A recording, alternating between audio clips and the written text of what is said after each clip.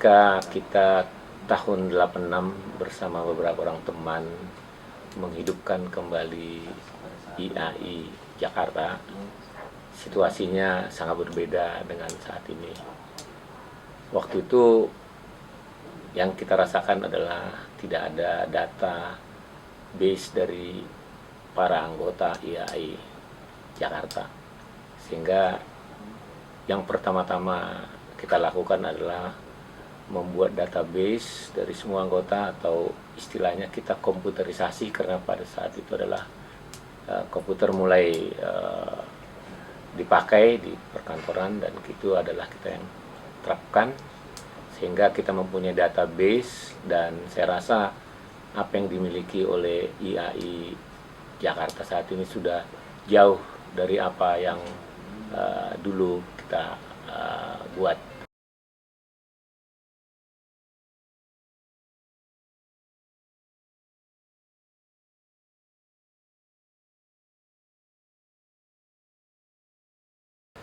Jumlah anggota IAI pada waktu itu mungkin hanya sekitar 1000-an. Kalau sekarang kan IAI Jakarta sudah 5000-an, jadi sudah sangat jauh sekali berkembang. Dan dari segi program barangkali ya dulu masih bagaimana memulai acara pelantikan yang sebelumnya belum ada, dan sekarang sudah menjadi suatu standar acara barangkali yang sudah dilaksanakan. Nah, salah satu yang kita lihat sekarang adalah perkembangan dari sosial media yang bisa dipakai untuk merekat para anggota, jadi membina komunikasi. Kalau dulu mungkin hanya melalui buletin, kalau sekarang barangkali sudah banyak media komunikasi untuk membina hubungan antara pengurus dengan anggota dan sesama anggota. Dan harapan saya pada tahun-tahun masa datang, pengurus akan lebih banyak membina komunikasi melalui media-media komunikasi yang ada, sehingga terbina suatu kesejawatan di antara para anggota IAI.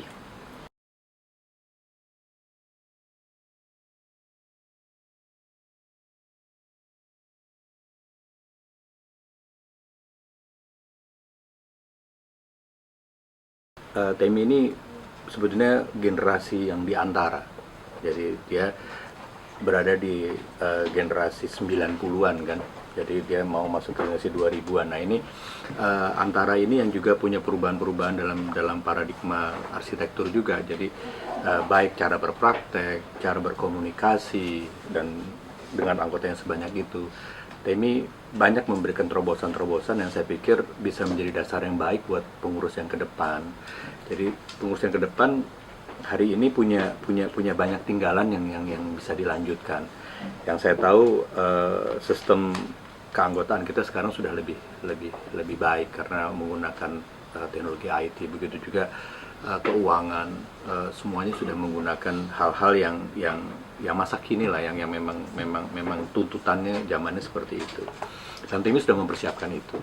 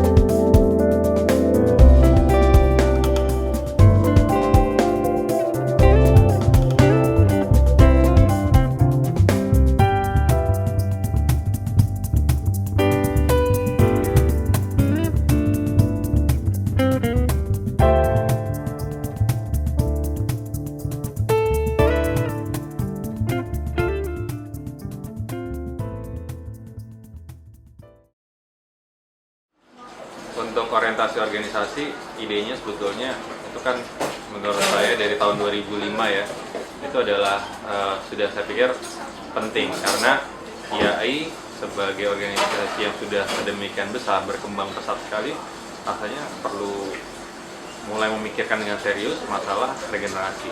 Makanya di tahun 2009 kemarin saya mengusulkan ke TEMI, Pramtama sebagai ketua yang terpilih, mengingatkan perlu agar dipikirkan nih orientasi organisasi dengan serius, karena rasanya kalau program ini tidak benar dipikirkan, pada suatu saat IAI akan kehilangan penerusnya. Saya ngebantu TEMI fokus pada menyusun program-program yang bisa tidak hanya memperkenalkan organisasi ke anggota baru, tapi juga muncul kegiatan-kegiatan bisa meregenerasi pengurus baru. Itu mungkin yang kita susun. Memang masih belum sempurna dan masih perlu selalu diperbaiki, tapi rasanya kita sudah menerapkan satu fondasi-fondasi yang bisa diperbaiki untuk kedepannya.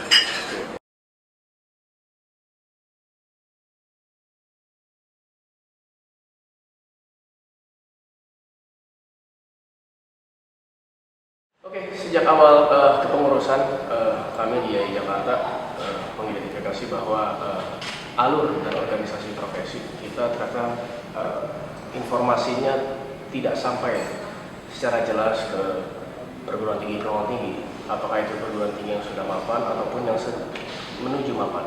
Oleh karenanya melalui program IAI Jakarta Goes to Campus, kami berusaha untuk menyebarkan informasi mengenai alur profesi dan organisasi profesi kita, sehingga para calon-calon arsitek memahami alur profesi kita untuk menuju atau menjadi arsitek.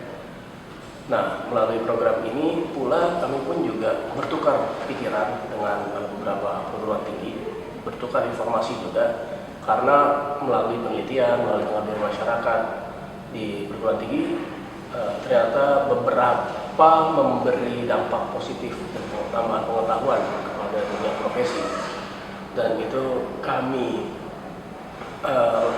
tuangkan dalam kegiatan seperti kuliah umum bersama dari pihak kalangan praktisi dan akademisi di kampus-kampus tersebut.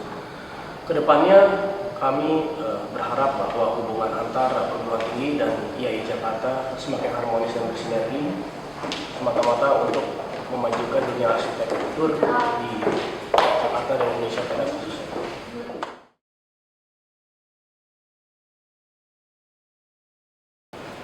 Saya menjabat sebagai Ketua Bidang Pengajaran Pelestarian Arsitektur dan Perkotaan, di mana tugas saya adalah membuat semacam program-program seperti seminar, ekskursi, pameran, public lecture, dan serta konservasi.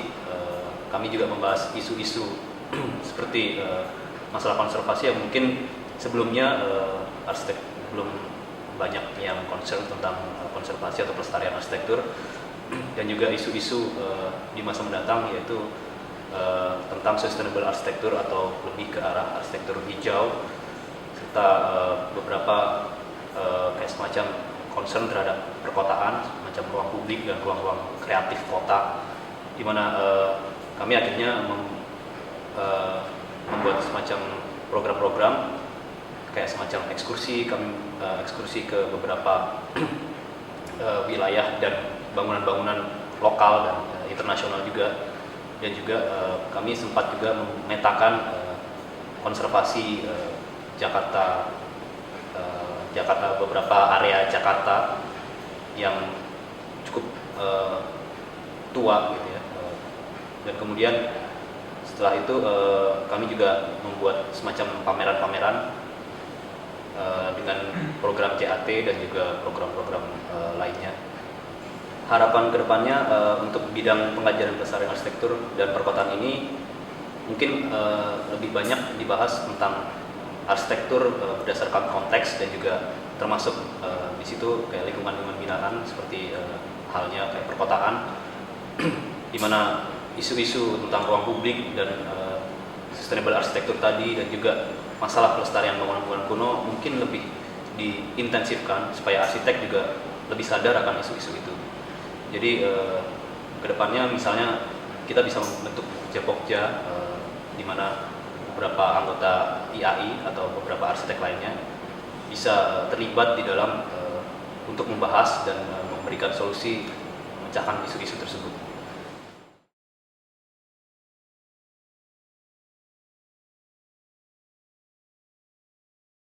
Kasus profesi ya.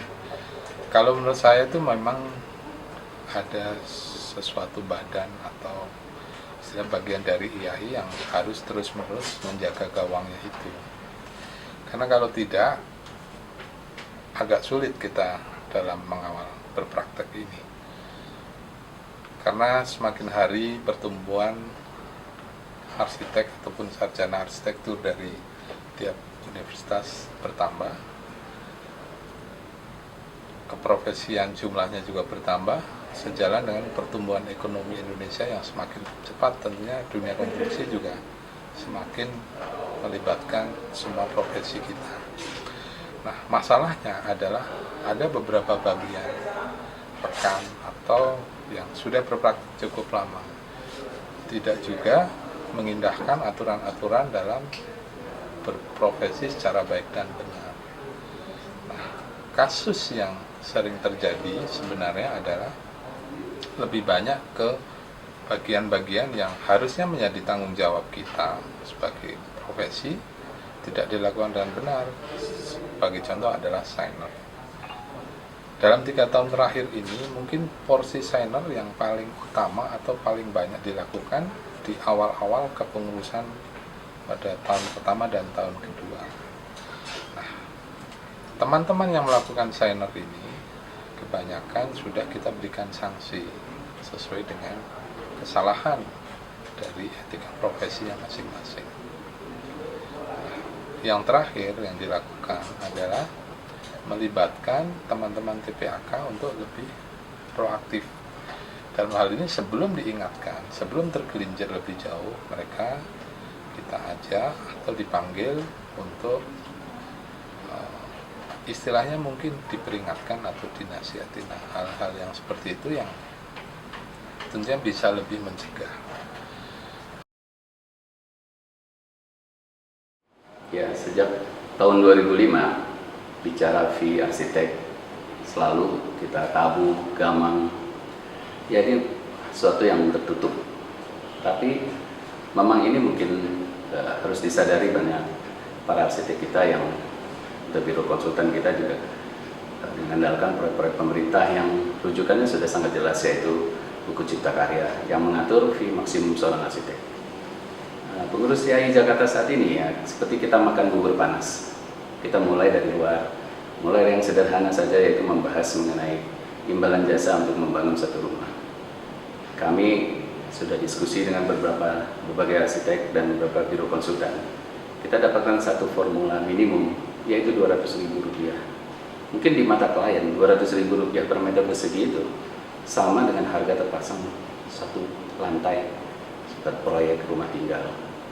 Nah, dengan kita dibayar layak seperti ini, tentunya kita akan melihat bahwa banyak arsitek dan biro konsultan yang bisa membayar layak para junior arsitek, para drafter yang bekerja di dalam perusahaannya, sehingga akan sehat, akan layak, kualitasnya akan unggul, dan ini akanlah menjadi potret masa depan dari biro konsultan di Indonesia saat ini. Inilah harapan dari pengurus IAI Jakarta.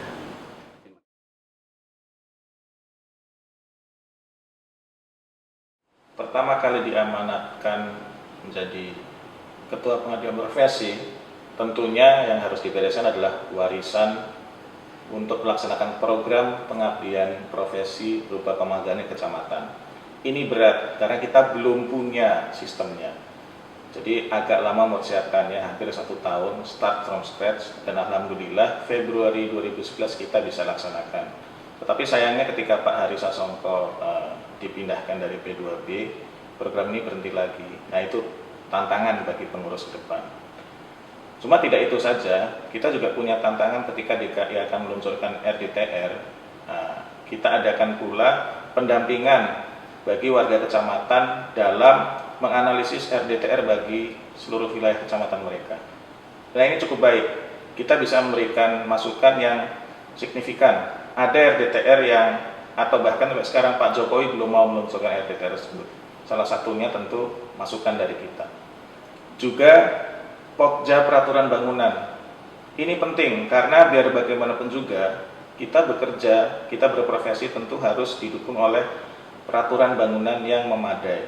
Dalam hal ini IAI mendampingi Dinas P2B agar peraturan bangunan berupa peraturan gubernur DKI tentang bangunan itu bisa memadai sesuai dengan standar dan tantangan-tantangan teknologi terkini. Jangan lupakan juga CSR. Bagaimana kita bisa mengemas CSR ini sehingga bisa menjadi bagian yang memberikan impact atau memberikan dampak yang positif bagi keseluruhan praktek arsitek kita. Saya kira demikian, mudah-mudahan ini bisa menjadi dasar atau masukan bagi kepengurusan berikutnya.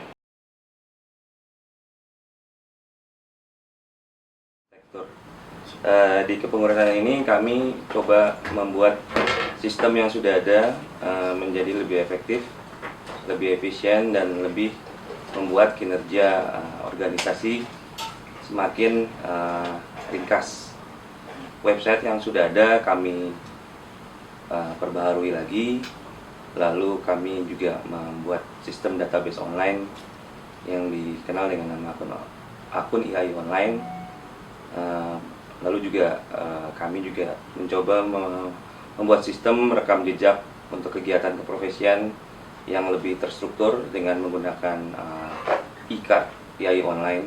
Cuma memang masih ada tantangan berat buat kita semua ke depannya adalah bagaimana kita mengintegrasikan semua sistem-sistem yang ada, yang kita punya selama ini, hingga sistem itu saling terintegrasi dengan baik. Jadi bagaimana data-data yang sudah ada selama ini semua bisa didokumentasikan dan bisa dipantau, dilihat, diperbarui secara online.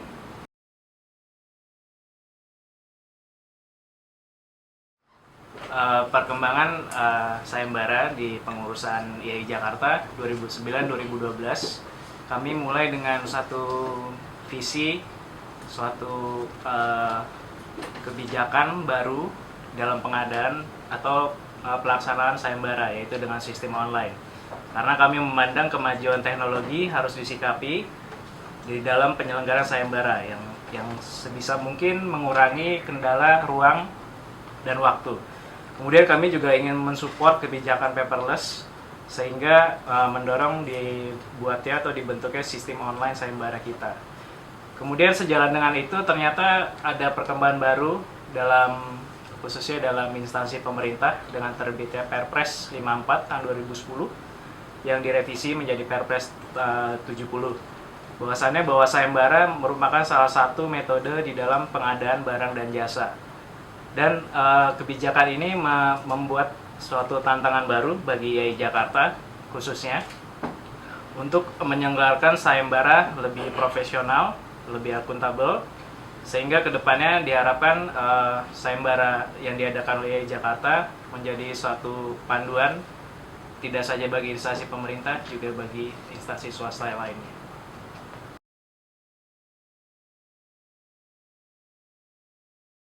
Lumayan bagus sih untuk pekerjaan yang dikerjakan dalam waktu setahun ya. Kayaknya itu hasil yang kemarin tuh udah maksimal. Udah cukup bagus semuanya untuk pembicaranya. Mungkin yang perlu ditingkatkan ke depan kolaborasinya dengan acara JAT-JAT yang lalu. Jadi kita supaya acaranya itu berkembang, apa yang udah ada di acara sebelumnya bisa dikembangin lagi, tapi yang belum ada bisa ditambahin.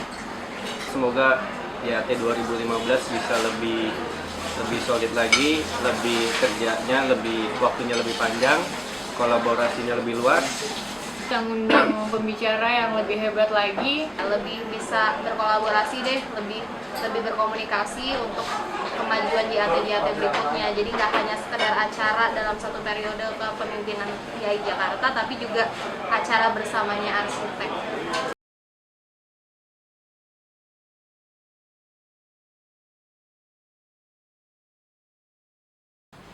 Sekretariat IAI Jakarta berkepentingan dengan urusan internal dan eksternal. Terkait dengan urusan internal, diantaranya keanggotaan, kegiatan atau program kepengurusan,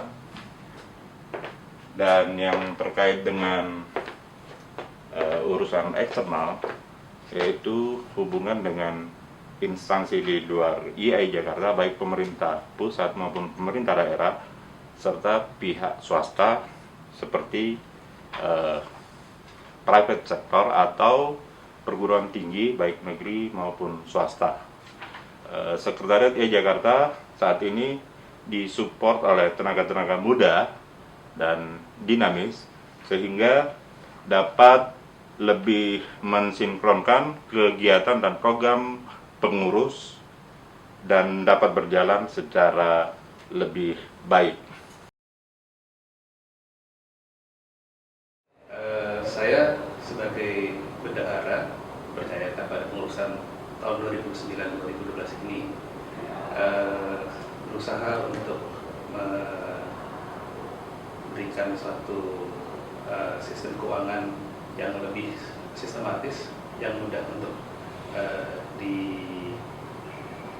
diterapkan untuk pengurusan sekarang dan mudah-mudahan bisa berlanjut untuk pengurusan selanjutnya. Dengan membuat suatu sistem keuangan yang sistematis, yang mudah. Pengauditan juga dilakukan secara dibagi setiap tahun. Jadi setiap tahun dari 2010 kita mengadakan pengauditan, 2011 dan 2012 berikutnya.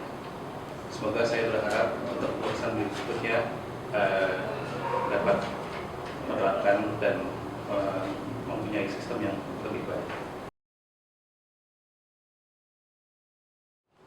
Untuk sekarang kita menggunakan e-banking, yang mana sistem itu membuat proses transaksi menjadi lebih tercatat, lebih tertib, dan yang pasti lebih tidak menyita waktu. Kalau saya rasa sih untuk kepengurusan berikutnya, hal ini, sistem ini penting untuk diteruskan supaya memudahkan.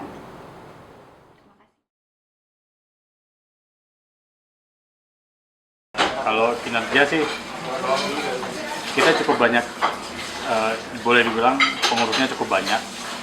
Di awal-awal lumayan aktif semua. Tahun pertama cukup bersemangat, tapi tahun kedua sudah menghilang hampir setengah. Dan yang sekarang yang masih berkomitmen untuk meneruskan ini gitu. Tapi ya semuanya pasti punya kesibukan, alasannya banyak karena kesibukan masing-masing, karena pekerjaan masing-masing, sehingga mereka tidak bisa aktif lagi. Ya itu adalah memang konsekuensi dari organisasi kita. Gitu Pak? Betul. Di kepengurusan yang 2009 sampai 2012 ini itu didukung oleh tim yang pastinya solid. Jadi semangat buat membuat aktivitas-aktivitas itu jadi sangat bergairah. Apalagi yang memang banyak yang muda-muda ikut nyumbang ide, akhirnya banyak kegiatan-kegiatan mungkin yang di kepengurusan sebelumnya itu belum sempat terlaksana, di kepengurusan ini bisa terlaksana. Itu sih yang paling membahagiakannya itu. Jadi semangat buat berarsitekturnya dikembangkan jadi sebuah kegiatan-kegiatan yang dikelola oleh IAI untuk anggotanya merasakan pengalaman-pengalaman yang berbeda dalam menggali pengetahuan arsitektural. Harapan ke depan ya harusnya IAI sudah lebih solid lagi, karena masalah yang terkait sama internal sistem seharusnya sudah bisa lebih baik, lebih terorganisir, dan bisa lebih fokus sama hal-hal yang sifatnya keprofesian. PR-nya masih banyak soal keprofesian. IAI Jakarta harus bisa tidak hanya melayani anggotanya, baik itu yang profesional maupun anggota biasa, tapi juga para calon-calon arsitek yang memang masih membutuhkan banyak informasi yang benar tentang IAI itu sendiri dan dunia profesi, yaitu dunia arsitektur. Dan juga tentunya tidak hanya kalangan arsitek sendiri, tapi juga masyarakat kita perlu untuk lebih memberikan informasi yang benar, ya bagaimana sebenarnya jasa arsitek itu dari segi lingkup kerjanya, ya, kemudian juga pelayanan kepada masyarakatnya bagaimana. Ya, semoga ke depan harapan itu bisa tetap untuk kemudian dikembangkan untuk bisa terlayani dengan baik. Saya kira pengurus IAI Jakarta tahun 2009-2012 banyak melakukan inovasi baru. Menurut saya ya, kita perlu bangga semua pencapaian itu. Dan tidak lagi banyak pengurus yang muda-muda, jadi saya menaruh harapan besar akan sebuah regenerasi dari pengurus yang baru akan berlangsung sangat baik di masa depan kita. Jadi kita akan punya jaminan bahwa di Jakarta memang akan diurus oleh orang-orang yang sudah diurus selama 3 tahun ini dan akan diurus oleh orang-orang yang berkompeten untuk mengurus organisasi asosiasi profesi kita IAI. Jadi kita di IAI Jakarta sama sangat beruntung mendapatkan orang-orang ini memang ditempa dididik melalui sebuah kerja yang membutuhkan sistem yang baik. Produk dari organisasi kita selain dari pelayanan terhadap anggota adalah orang-orang yang baik, yang terasa, sehingga mereka memang mampu akan menjalankan organisasi ini dengan baik dan akan membereskan masalah-masalah yang kita hadapi ke depan. Saya kira sukses buat IAI Jakarta, selamat buat Temi dan teman-teman pengurus IAI Jakarta 2009-2012. Saya rasa Anda semua telah melaksanakan sebuah tugas berat dengan sangat baik. Selamat. Kinerja kepengurusan ini cukup baik. Cuma saya ada sedikit ya merasakan juga ada dukungan administratif yang kurang berlanjut begitu ya. Jadi setiap kali ada sidang-sidang, nah itu kelihatannya kesinambungan tindak lanjutnya kurang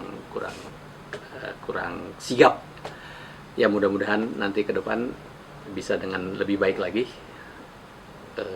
untuk kepengurusan yang akan datang ya. Kalau masih bisa bekerja sama ya dengan harapan supaya lebih baiklah menuntaskan suatu kasus supaya lebih terikut dengan baik dan lebih tuntas gitu.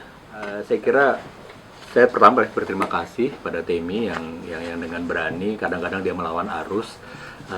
Kami yang dianggap senior juga kadang-kadang kaget-kaget dengan Temi, apalagi kemarin di urusan kemarin ada masalah yang cukup serius dengan IAI nasional dan Temi berani mengambil sikap. Walaupun sikap itu sangat kontroversi, saya yakin banyak yang pro dan saya juga yakin banyak yang kontra, tapi dia berani mengambil keputusan itu dan itu saya kira yang perlu dicontoh buat teman-teman pengurus ke depan. Sebaiknya orang yang berani punya sikap ke depan buat IAI. Jadi jangan pernah punya sikap yang labil gitu ya, yang mau ikut sana. Jadi sikap penting, apalagi Jakarta ini adalah asosiasi cabang yang terbesar buat asosiasi IAI. Jadi karena itu siapapun nanti yang akan ada di Jakarta, mari kita lanjutkan apa yang sudah dirintis Temi supaya kemudian IAI menjadi lebih baik dan lebih baik.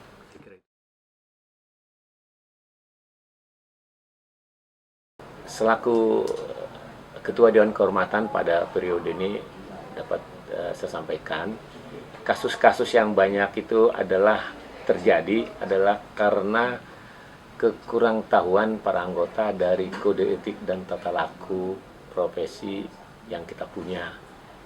Jadi harapan kami di masa-masa yang akan datang, mungkin penataran kode etik itu bisa dilengkapi dengan kasus-kasus supaya betul-betul para anggota itu mengerti bagaimana hubungan kesejawatan. Harapan saya kepada pengurus yang akan datang supaya banyak kegiatan-kegiatan yang bisa menambah tingkat profesionalitas dari para anggota. Rekan-rekan sejawat YAI, saya memang mendapat kehormatan duduk sebagai salah satu pengurus di kepengurusan YAI Jakarta 2009-2012 dan sebagai salah satu anggota Dewan Kehormatan. Saya menemukan banyak hal dan juga belajar banyak hal mengenai keprofesian, terutama dalam hal kode etik dan juga kesejawatan. Di samping itu, keterlibatan arsitek profesional dalam kepengurusan YAI diharapkan ke depan semakin banyak karena asosiasi hanya hidup apabila rekan-rekan semua yang menghidupkannya. Jadi saya pikir kepedulian kita itu yang menentukan masa depan YAI. Saya harap rekan-rekan yang belum aktif selama ini bisa terpanggil untuk bisa ikut di kepengurusan mendatang. Terima kasih. Perjalanan 3 tahun kepengurusan banyak diwarnai oleh peristiwa pertumbuhan dan perkembangan. Periode ini adalah periode membangun infrastruktur baru organisasi dan peletakan dasar-dasar kegiatan untuk masa depan YAI Jakarta. Organisasi ini perlu dikelola secara sistematis dan infrastruktur organisasi perlu dibangun secara cepat sehingga kita bisa fokus untuk menyelenggarakan kegiatan keprofesional arsitek yang lebih baik. Akhir kata, saya mengucapkan terima kasih atas dukungan dan support selama ini diberikan dan minta maaf apabila ada kekurangan. Selamat bertugas bagi pengurus yang baru. Salam YAI.